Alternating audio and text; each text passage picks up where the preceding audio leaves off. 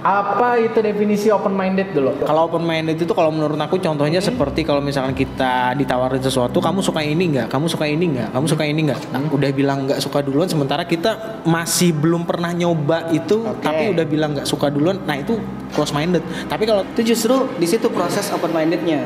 Jadi membiarkan otak kita berpikirnya dinamis. Apa yang bagi kita hari ini benar, nanti jadi salah, ya kita harus open tuh. Jenis-jenis bias pemikiran yang menghambat itu apa aja? Iya, Jadi ada 3 kan? iya, Mantap apa aja tuh? 1.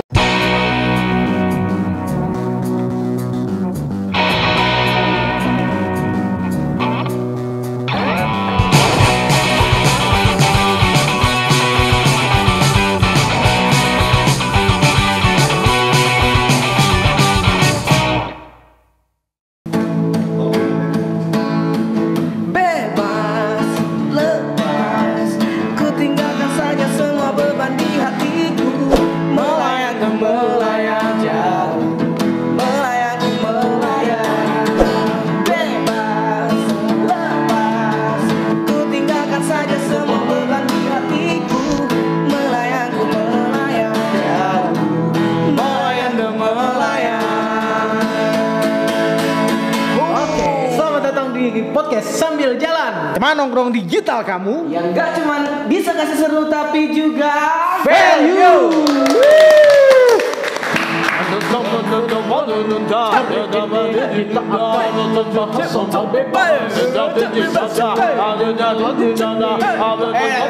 Soal bebas. Saya sudah Jangan mentang-mentang bebas lalu podcast ini dibuat sebebas-bebasnya. Oke, soal bebas dan kebebasan. Ya, Sebelum bebas. Sebelum bebas. terlalu private jokes. Oke. Tidak perlu kita bahas soal naskah sebelum bebas. Soal bebas Ya. berkaitan dengan pikiran. Ya. Oke. Pikiran yang bebas. Nah, Pikiran bebas bebas. berekspresi.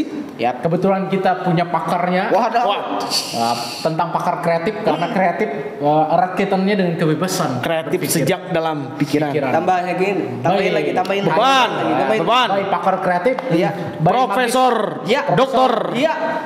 Haji, Iya. Haji Abdul Khair. Abdul Air. Pokoknya doa yang terbaik Amin. di Sensidin. Amin. Tambahin lagi. Amin. Mabrur. Mabrur. Baras kuning. Nah, Ya. berkaitan dengan itu tadi, kita akan bahas soal open minded tadi. Iya. Apa itu definisi open minded dulu? Langsung, Iya, Bapak iya, gimana? Iya. Nah, yang disclaimer di awal biasanya open minded ini diartikan sebebas-bebasnya ya kan. Nah, kita hari ini justru pengen ngupas apa sih batasan open minded. Nah, tapi ada yang bilang kalau ada batasan berarti bukan open minded dong. Ya, kayak gitu biar ya. nggak bablas batasannya sampai mana? Nah, biar jadi kalau kita misal, tuh- ya. biar nggak close minded tapi nggak dikira kolot gitu. Iya. Nah, jadi kita tuh lagi nyari di pembahasan ini biar open minded tapi nggak bablas. Oke. Biasanya Itu- gimana Nyul? Biasanya open minded dulu Nyul. Open minded apa dulu? Kalau open minded itu kalau menurut aku contohnya seperti kalau misalkan kita ditawarin sesuatu, kamu suka ini nggak, kamu suka ini nggak, kamu suka ini nggak. Nah, udah bilang nggak suka duluan, sementara kita masih belum pernah nyoba itu, Oke. tapi udah bilang nggak suka duluan. Nah itu close minded. Tapi kalau ternyata udah nyoba dan ternyata kayaknya aku nggak suka deh karena ini aku kurang cocoknya karena gini. Nah itu mulai bisa diterima kalau Oke, kayak gitu. kalau batasan itu ada argumentasi berarti. Ada argumentasi. Yap. Jadi kayak makan ikan nih, ada ikan pais, yang pepes, ada juga yang ikan goreng. Ya. Tiba-tiba nggak suka pais karena sukanya cuma goreng, padahal nggak tahu nih komposisinya pais apa, komposisinya. Terus kemudian apa nih build-nya sehingga Oke. menghasilkan pais. Iya, Jadi selera. itu bukan open minded ya dulu ya. Oke. Karena minimal harusnya tahu gitu ya. Tahu dulu. Ketika menolak sesuatu bahkan. Apa alasannya jadi nggak suka atau nggak cocok itu apa dulu? Ya. Jangan apa-apa langsung. Udah, kalau misalkan orang tua dulu kan, ayah saya mau belajar ini, udah nggak usah kamu belajar itu, ngapain kamu belajar itu, kamu fokus belajar yang ini aja, kamu mau jadi apa kalau mau belajar itu, katanya. Nah itu kan close minded kolot kan, kalau parenting zaman dulu yang kayak gitu tuh. Kayaknya udah mulai nggak berlaku deh di zaman sekarang ini. Iya. Pak Jri lu nih, konteks dulu kita nih, open minded saat ini bagi pribadi.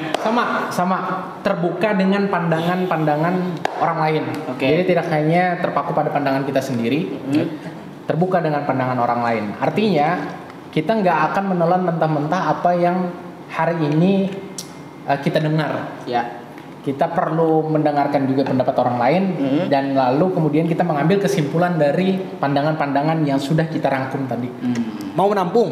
Mau kita tampung dulu, kita tampung baru kita alirkan nih aliran yang mana nih yang mau pengen kita buka. Kayak pengungsian aja. Kayak pengungsian. Sorry for jokes. Aku kalau ngelengkapin statementnya Ainul tadi soal open minded itu harus coba dulu, mau menerima ataupun menolak minimal harusnya tahu dulu atau coba dulu.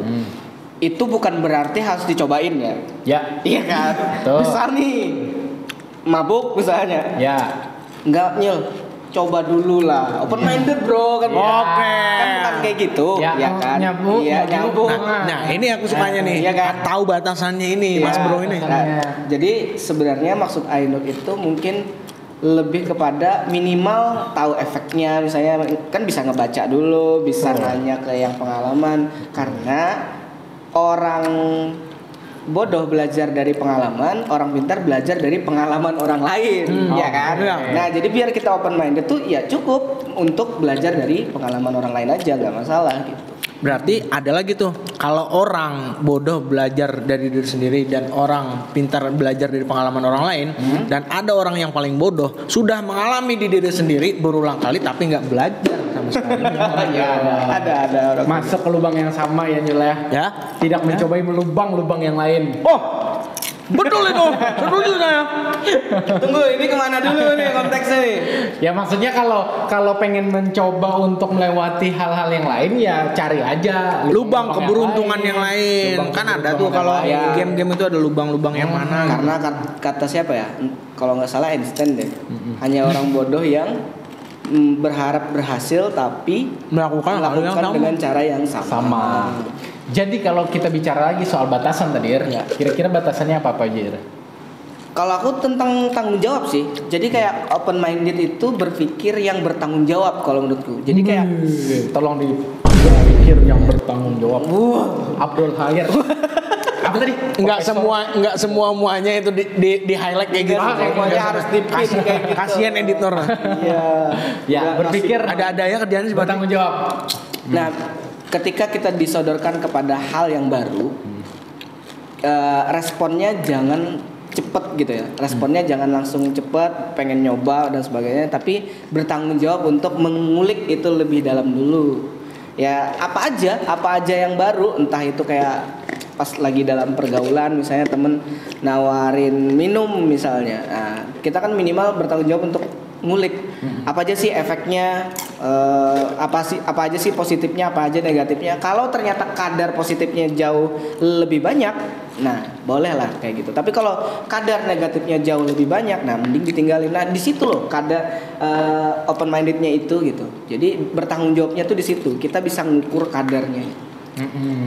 Karena hidup kan nggak sehitam putih itu juga gitu. Iya. Bagiku ngerokok nggak baik, tapi ternyata aku bukan berarti mengkampanyekan ngerokok ya. Aku nggak ngerokok kebetulan.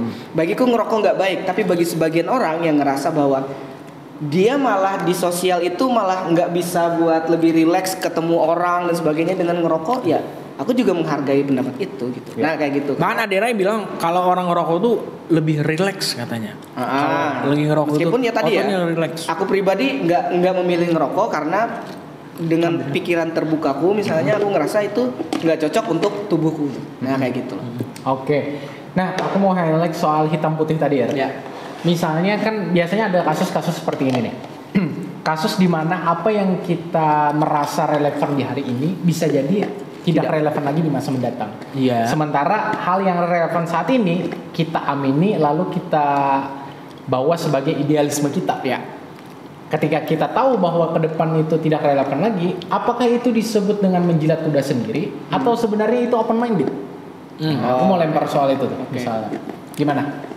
Contohnya gimana tuh? Contoh kasih contoh. Agak sulit ya mencontohkan ya sebenarnya ya. Tapi misalnya kayak gini nih. Kita coba analogikan aja, analogi ya, bukan berarti ini betul atau tidak. Misalnya hari ini kita nggak suka ngopi nih. Ya. Di kemudian hari Setelah ketemu yang enak, ternyata kita ketemu dengan yang enak nih. Atau kita merasa bahwa manfaat dari kopi ini baik untukku. Ya, akhirnya aku minum kopi. Yang dulunya Kita misalnya nggak enak sekali nih kopi nih, ya enakan teh, enakan air putih. Tapi ternyata di kemudian hari kita merasa relate dengan kopi. Apakah itu disebut dengan menjilat ludah sendiri? Itu analogi ya, analogi. Apakah itu bisa menjilat ludah sendiri? kayaknya bakal berubah sesuai dengan waktu deh. Tergantung, bisa jadi umur, bisa jadi keadaan. Kalau umur kan yang dulunya nggak suka makan pare, misalkan Hair dulunya nggak doyan makan pare, sekarang, pare ini enak banget Nul sekarang Nul. Di usiaku yang sekarang ini katanya. Terasa enak banget. Nah itu karena umur, karena waktu kan. Terus kalau misalkan karena keadaan, siapa tahu kalau misalkan ternyata kita berpergian di tempat yang jauh, yang dimana kalau di tempat itu orangnya semua orang asing. Jadi untuk mencairkan sesuatu itu kita harus nyobain sesuatu yang belum pernah kita cobain sebelumnya.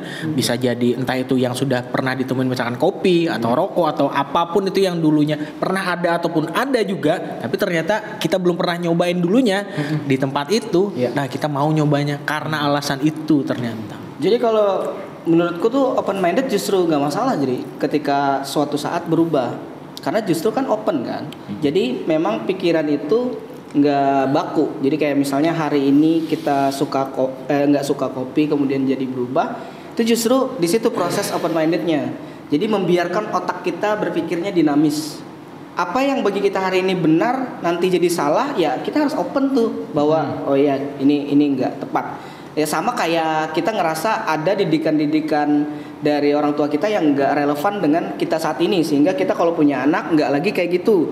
Nah itu kan open mindednya tuh di situ, berpikir yang dinamis. Jadi nggak ngejilat ludah sendiri justru. Jadi intinya sebenarnya sadar akan perubahan itu. Yang jadi close minded adalah kadang kita tuh nggak sadar nih bahwa dunia nih udah mulai berubah. Pikiran kita yang sebelumnya tuh udah nggak relevan. Nah itu yang kita nggak sadar tuh. Nah disitulah close mindednya tuh. Artinya ketika kita bicara soal menjilat ludah sendiri, bisa jadi itu adalah efek dari close minded kita ya. Ya, kalau kita ngerasa bahwa kita ngejilat ludah kita sendiri, bisa jadi itu adalah close minded kita tuh. Padahal otak atau pikiran kita tuh dan sifat-sifat kita bahkan biarin aja dinamis.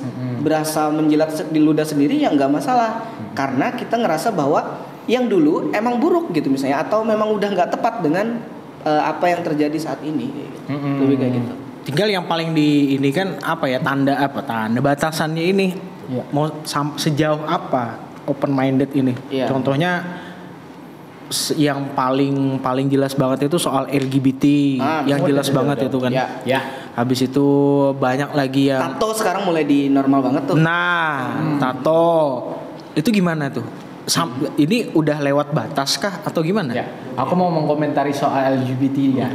Karena kalau tato aku belum banyak membaca literaturnya dan sebagainya. Tapi kalau LGBT itu kan sudah jelas tuh. Kata dokter pun ketika dalam tanda kutip tadi ya, pria dengan pria lalu melakukan hal seks sodok ngit. Nah, itu kan mengakibatkan ada penyakit. Itu efek dari kesehatannya jadi buruk. Itu satu. Cerita kita sulit dicerna, lagi sama. Efek kesehatan. Terus kemudian yang kedua agama tuh jelas melarang. Karena ada cerita soal waktu Nabi Daud ya. Nabi Lut. Nah, tentang penyimpangan langsung dibalik laut hitam itu. Karena ya memang sejarah itu sudah membuktikan bahwa LGBT itu buruk. Dan agama pun membenarkan itu. Lalu apa yang mau kalian percaya? Kalau bukan soal agama, bukan soal penyakit, lalu apa yang kalian percaya? Apa yang harus dipercaya? Nah, argumen mereka tuh biasanya kayak gini kan.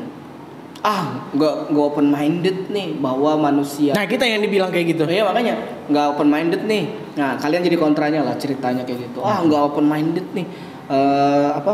Semua orang tuh punya hak untuk memilih termasuk gendernya. Apalagi sekarang di sosmed udah ada tuh gender nggak cuma 2. Iya kan, iya. Sekarang nggak lagi perempuan laki-laki, tapi ada satunya tidak diketahui, unidentified. Nah itu kan bukan berarti kita menolak ini close minded ya, tapi kita udah ngukur bahwa negatifnya jauh lebih banyak ketimbang positifnya. Nah, berpikir bertanggung jawabnya tuh Iya. di situ. Aku malah pengen mendengarkan mereka.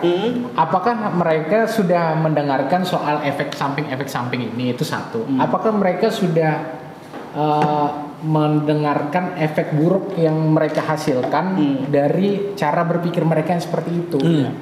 Kalau misalnya mungkin kesehatan, mungkin teman-teman yang LGBT tadi ya berpikirnya bahwa itu ya memang hanya untukku. Tapi apakah mereka berpikir bahwa misalnya HIV itu akan menular ketika mereka memilih untuk kemudian dengan pasangan ini, apalagi LGBT lagi kayak gitu misalnya. Terus kemudian apakah mereka berpikir bahwa efek buruk dari ini mengakibatkan hal-hal yang lain? Nah, kita perlu juga mendengarkan pikiran mereka soal mereka sudah open minded belum dengan hal-hal yang kayak gitu. Iya. Nyol dari sisi psikologis, Nyol. Lu pikir gue psikolog? Gue tahu diri, bro. Tahu diri, tahu batasan. Iya. Tapi kami tahu bahwa literasi Anda terhadap psikologis itu Sangat amat tidak ada. Tapi pernah nggak mempelajari soal LGBT ini kayak tadi? segmennya. Apa pandangan soal Iya. anak LGBT itu? Kami juga tidak mau nih seperti ini misalnya. Kayak waktu itu aku pernah lihat yang di YouTube dan gerombolannya itulah. Ya itu dia bilang kan statementnya kebanyakan kami juga tidak ingin ditakdirkan seperti ini. Iya. Tiba-tiba jadi sukanya sama sesama jenis dan sebagainya. Iya. Gimana open mindednya soal itu, Pak? Kalau aku balik lagi ke norma agama aja deh, biar nggak ngelipir ke psikolog atau gimana. Agama udah tidak membenarkan, bahkan Tuhan pun murka atas kejadian itu, langsung dibalik kan, laut mati itu. Iya. Makanya mending ikutin agama aja lah. Norma agama udah ditaruh paling utama paling atas, baru norma yang lain menyesuaikan. Kalau norma agama itu sudah telak menyatakan untuk tidak, udah nggak usah ada dibilang tapi ini bisa kok, boleh ini kok, ini aku juga nggak usah nggak usah ngomong ke situ nggak usah. Kalau aku udah nggak bukan nggak mentolerir ya atau nggak open minded. Ya emang itu emang hal yang sudah tidak bisa ada pembenarannya. Oke. Nah, jadi bicara lagi ya soal open minded dan close minded. Close minded itu terjadi karena apa sih sebenarnya? Kalau dari kalian gimana? Terjadi itu terjadi karena apa? Kalau aku pribadi karena kurang baca. Maksudnya bukan cuma baca buku ya, tapi baca banyak hal. Baca perubahan situasi sosial sekarang, baca buku, baca Quran, semuanya jadi satu harusnya biar kita bisa kayak mengambil sikap yang jauh lebih bijak. Sebenarnya di situ sih yang bikin close minded itu jadi terbentuk gitu ya, karena kita kurang referensinya jangan cuma buku ya, tapi juga bisa tadi kayak kata itu ada norma agamanya, ada sisi agama, ada juga sisi pembaharuan, kejadian-kejadian paling baru dan sebagainya. Jadi kita bisa menyeimbangkan itu gitu. Nah, berhubung kata Hair perlu banyak baca, jadi aku ada baca juga. Ada ya, asik. Jenis-jenis bias pemikiran yang menghambat itu apa aja? Iya, Jadi ada 3. iya, apa aja tuh? Satu, bias konfirmasi. Jadi bias konfirmasi itu orang hanya mencari informasi itu yang mendukung dugaannya. Confirmation bias. Ya, jadi yang penting aku pengen tuh terkonfirmasi bahwa obrolanku itu betul. Maka aku mencari nih bias konfirmasi. Iya. Itu satu. Terus bias keinginan. Bias keinginan itu tadi kita mencari informasi hanya apa yang kita inginkan. Jadi kadang bisa jadi orang-orang LGBT hanya mendengarkan orang-orang LGBT juga atau orang-orang yang mendukung LGBT. Yang ketiga, bias saya tidak bias. Bias saya tidak bias. Ya, jadi dia mengatakan bahwa saya tidak bias sebenarnya. Denial. Denial. Jadi kayak merasa bahwa saya sudah cukup open minded sehingga itu menjadi bias. Nah, kayak gitu. Nah, pertanyaannya lagi. Apakah pelaku intoleran itu close minded? Oh, yang kemarin itu ya. Nah, atau sebenarnya ada hal lain? Biasanya sih kayak gini, kalau yang pernah terjadi itu berarti kan kita bisa simpulkan seseorang itu close minded atau bisa jadi lebih parahnya lagi menyalahkan karena tidak ada hasrat untuk memahami dulu, tidak mau memahami ini yang bikin lalu close minded jadinya, tidak mau ada hasrat untuk memahami. Hasrat untuk memahami itu Istilahnya kayak gini, aku cuma tahu kopi itu enak dan nggak mau minum minuman yang lain selain kopi. Sebenarnya ada maca ternyata, ya karena belum nyoba aja, benar. karena belum pernah nyoba aja. Dan nggak berani nyoba atau nggak tahu lah kenapa, atau tidak mau mendengarkan apa yang jadi itu minimal dengerin dulu, jangan langsung ini ada macam minimal kenapa Nyul jadi suka macam minimal gitu kan, minimal lu sekarang kok demen banget pakai baju hijau kenapa sih, gitu kan, misalnya gitu, ada hasrat untuk ingin memahami. Nah itu salah satu kunci juga untuk open minded sih sebenarnya. Apapun yang dibahas jadi enak tuh ketika seseorang punya hasrat ingin memahami. Entah kayak tadi, bahkan hal yang paling kita anggap negatif LGBT, ya kita tidak langsung yang bakar, enggak kayak gitu. Kita bakal dengerin kenapa sih gitu. Kita bakal dengerin itu. Meskipun ujungnya kita tahu kita akan menolak, cuman kita minimal ada hasrat ingin memahami di situ sih. Makanya ketika misalnya aku bilang tadi soal tato, bayangin nggak kalau anak-anak antum nanti bertato, apa yang akan terjadi? Apa yang akan Anda respon misalnya? Gimana tuh? Pakai kalpanak biasanya. Nah, itu panu. Sebagai anak yang sudah cukup menginjak remaja ya. Iya. Udah nyupir truk, bawa truk. Nah, misalnya kayak gitu. Waktu itu kakaknya salah satu artis lah. Dia tuh tatoan, kemudian jadi ditolak sama keluarganya. Maksudnya kayak sama ini juga nih, yang itu juga. Bukan. Iya, itu juga tatoan, cuman maksudnya ini cewek nih. Iya, ceweknya itu yang gini juga. Oh iya benar. Sama kan? Iya, cerita kita. Bukan ada Lesmana. Cewek nih. Terus dia bilang, "Kenapa sih?" gitu. Nggak nganggap tato ini biasa aja, aku cuma nyari rasa sakit, sambil nangis. Nyari rasa sakit. Iya, katanya nyari tato. Boleh nggak kalau cuma rasa sakit doang, sini tak kasih. Sini tak kasih. Kita nyuruhnya baik-baik kok di sini. Kalau mau sakit yang lebih sakit dari itu boleh dah. Boleh. Siapa sih namanya? Lupa aku namanya. Boleh nanti DM Instagram saya. Beda lagi. Jadi gimana tuh kalau bayangannya itu adalah anak-anak antum? Gimana? Nggak ada wujudnya dulu yang pertama. Minimal gigi satu lepas. Langsung. Iya. Karena nggak open minded nih, bapak nih. Biarin. Oke. Biarin. Oke. Karena gue pegang. Gue lagi. Kesan sok gaul banget nih. Maksudnya di agama pun juga udah ada hukum soal tato ini tadi. Harus siap. Dan ada juga bilang juga kalau misalkan anak itu bukan larangan kita yang tidak dipatuhi ya, maksudnya larangan kita untuk jangan buang sampah sembarangan, bukan kayak gitu, maksudnya larangan yang sudah arahnya itu esensial dan ternyata sudah dilakukan berkali-kali, dilanggar berkali-kali, maka ada yang mengatakan bahwa itu sudah keluar dari anak kita. Kalau tato itu menurutku adalah hal yang perlu kita dengarkan sebatas sebatas pemikiran, bukan sampai melakukan.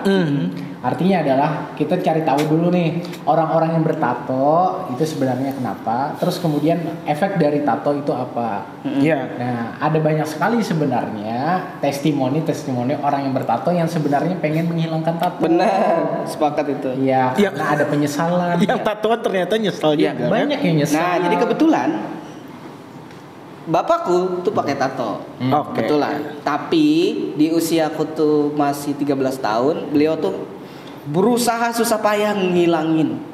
Karena tatonya tuh tato orang dulu yang cuma warna hijau, tahu. Di sini nih besar banget nih. Nah, akhirnya buat ngilangin itu udah disayat itu kan? Disayat satu terus diobatin. Ya kalau nggak salah. Kalau bapakku tuh kebetulan kayak ada obat apa ya yang pokoknya ngerusak kulit gitu. Ini sempat langsung lupa sama daging-dagingnya itu. Sama daging-dagingnya tuh. Emang kayak gitu emang harusnya. Nggak bisa di laser, nggak bisa di apa, emang harus dilepas. Kan, bahwa efeknya itu sebenarnya toh orang-orang yang bertato juga pengen ngilangin. Jadi ketika kita berusaha open minded nih sama orang-orang yang kayak gitu, kita cuma nyari batas bahwa nyari apa sih di balik tato itu, dan bisa nggak yang dicari di balik tato itu kita alihin ke tempat yang lain. Misal nyari rasa sakit, kenapa sih pengen nyari rasa sakit, lagi sedih banget, bla bla bla. Nah kita coba cari solusi selain nato misalnya. Nato.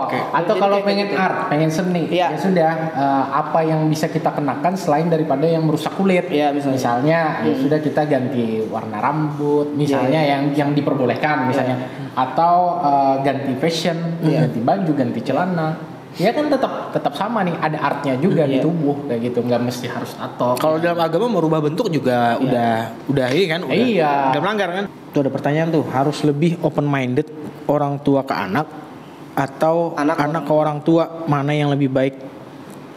Bukan ini sih sebenarnya, kalau gini ya, Bukan pilihan ya. sebenarnya kalau aku pribadi aku bukan pilihan, karena gini loh, kadang gitu ya, aku sering banget ngedengar nih ajaran dulu nih kayak gini. Iya.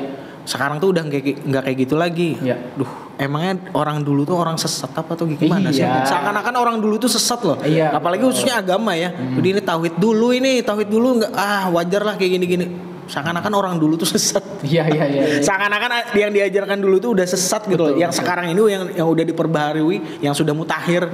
Itu yang sering heran. Makanya kalau udah ada pegangan seperti itu tuh, ya aku bilangnya sih memang anugerah sih, orang yang sampai sekarang bisa berpegang teguh ke situ, itu emang anugerah. Ya, artinya harus dua sisi yang open minded. Anaknya open minded, yang anak open minded, orang tua juga open minded. Mendeliverinya yang paling penting ternyata. Dan bersikap untuk tetap relevan dengan keadaan sekarang ya kan ya. Kalau misalnya ternyata cara didik kita sudah nggak relevan dengan tuntutan zaman, dengan kebutuhan masa kini, dengan perlunya kesesuaian dengan agama dan sebagainya, ya sudah nggak apa-apa untuk kita menyesuaikan. Dan kalaupun ternyata anak itu jadinya cerminan ke orang tua ya kan. Kalau orang tuanya juga open minded dari kecil nih, maksudnya dari kecil, anak juga akan mengikuti orang tuanya untuk bersikap open minded. Nah ini kalau kita merasa bahwa orang dulu itu nggak open minded, salah banget kalau melihat dari perkataan dari Sayyidina Ali nih. Itu keren banget. Dia bilang sejak dulu nih 1400 tahun yang lalu, dia bilang didiklah anakmu 3 zaman setelah dirimu gitu. Jadi itu kan jauh banget ya, 3 zaman. Jadi memang dia udah memperkirakan bahwa si anak akan hidup di zaman yang berbeda dengan diri kita.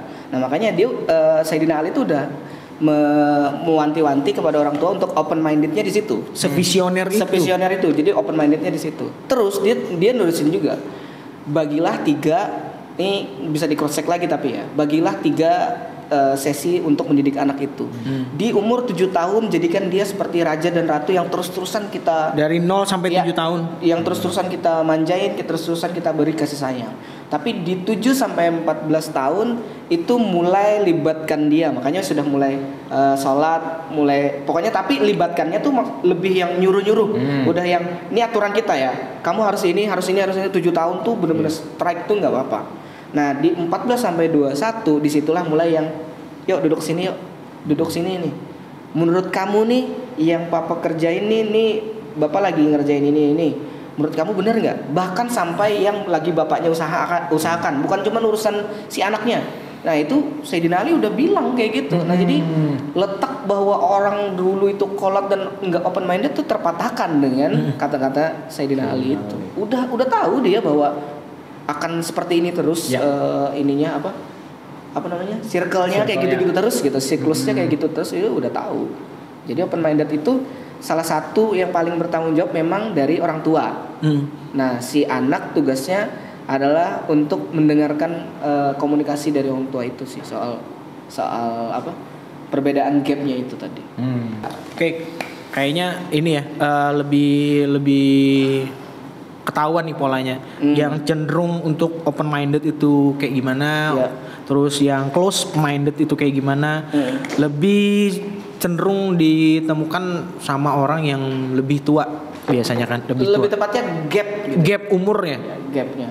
Nah kalau itu sikap kita untuk menyikapi lagi ngomong atau ngasih tahu sesuatu informasi kepada orang yang lebih tua ini yang punya peluang close minded lebih besar, itu kayak gimana sikapnya? Terus juga kita juga nantinya juga bakal jadi orang tua juga kan. Sudah Nyok. Jadi orang tua yang punya anak yang lebih tua lagi dari yang sekarang. Nggak mau kalah aja sih. Nah gitu. Itu kayak gimana nyikapinnya? Karena one day kita bakal jadi di posisi mereka juga. Gimana tuh sikapnya tuh?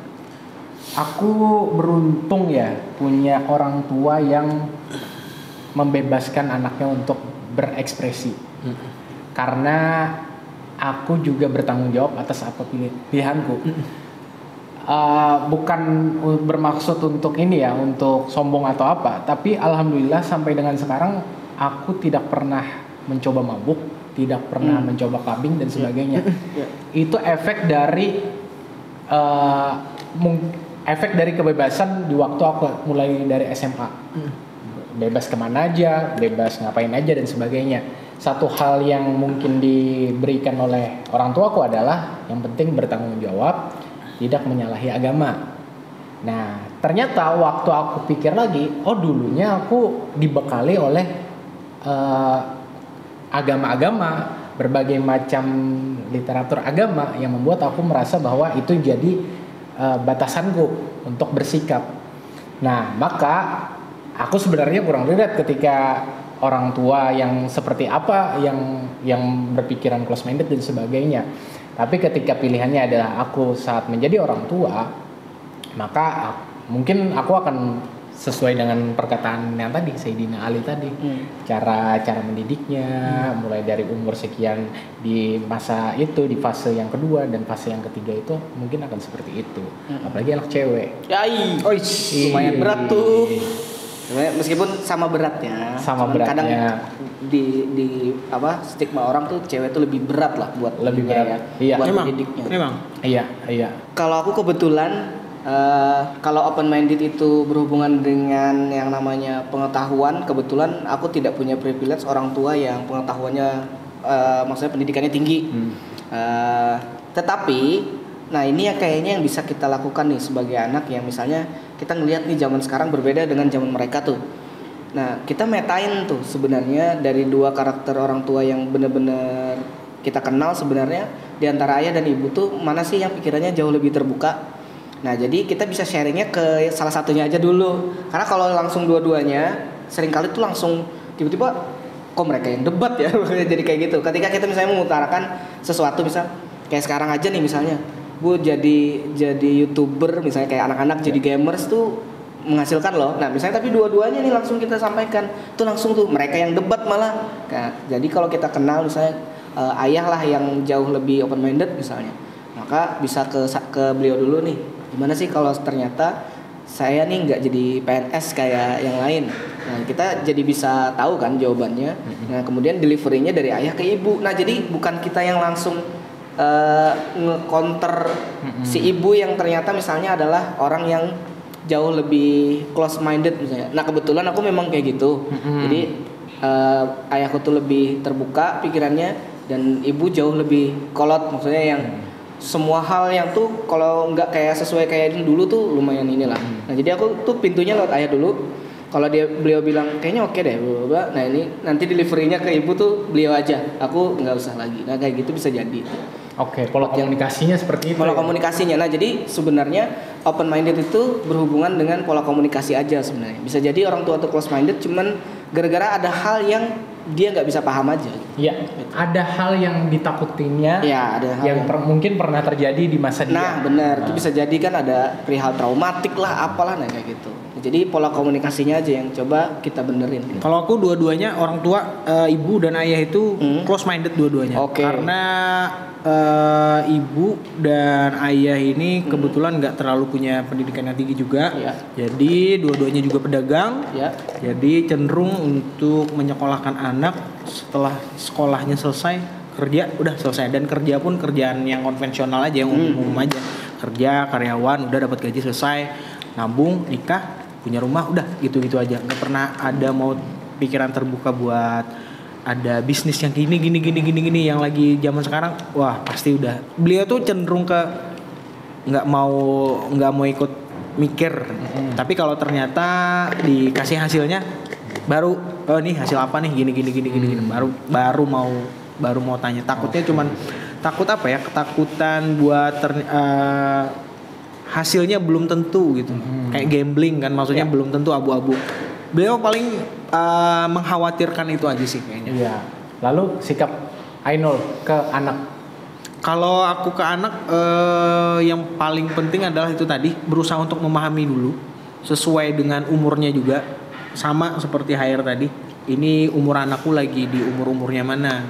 Umur dari 0 sampai 7 tahun itu ya, kita harus perlakukan seperti apa, dan di umur keberapa kita harus memperlakukannya seperti apa, itu udah ada pembagiannya. Jadi tidak serta-merta untuk zero toleran atau kayak gimana. Memang ada untuk zero toleran untuk yang esensial agama itu tadi.